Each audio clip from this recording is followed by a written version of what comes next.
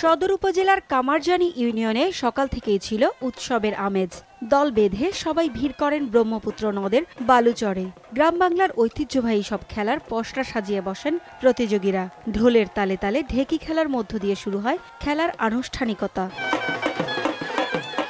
এরপর লাঠি খেলায় মেতে ওঠেন লাঠিয়ালরা।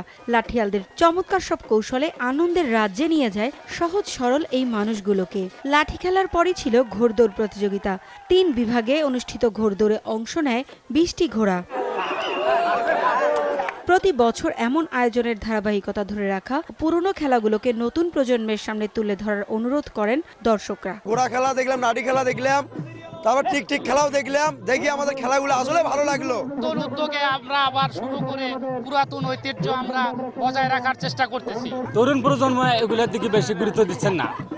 ওনারা যদি এই পুরাতন লোকদের কাছ থেকে লাঠি খেলা, বিভিন্ন খেলাধুলা শেখেন এবং বিভিন্নভাবে যদি প্রতিযোগিতামূলকভাবে এগুলো করা হয়, তাহলে ভবিষ্যতে আমাদের যে ঐতিহ্যবাহী খেলাগুলি এগুলি আমাদের চিরজীবিত হয়ে থাকবে। সরকারি বেসরকারি উদ্যোগ থাকলে গ্রামীণ জনগোষ্ঠী এবং গ্রামীণ যে এই খেলাধুলোগুলো আছে সেগুলো হয়তো বা মানুষকে আরো ভালোভাবে বিনোদন দিতে পারবে। নিয়মিত আয়োজনের আশ্বাস দিয়েছেন সদর উপজেলার চেয়ারম্যান। গাইবান্ধা সদরে এ ধরনের ঘোড়া খেলা, নাগরদোল্লা খেলা, লাঠি খেলা, জারি গান, সারি গান গাইবান্ধা সদরের বিভিন্ন ইউনিয়নে ধরনের অনুষ্ঠান বৈশাখে অনুষ্ঠিত হয়ে থাকে।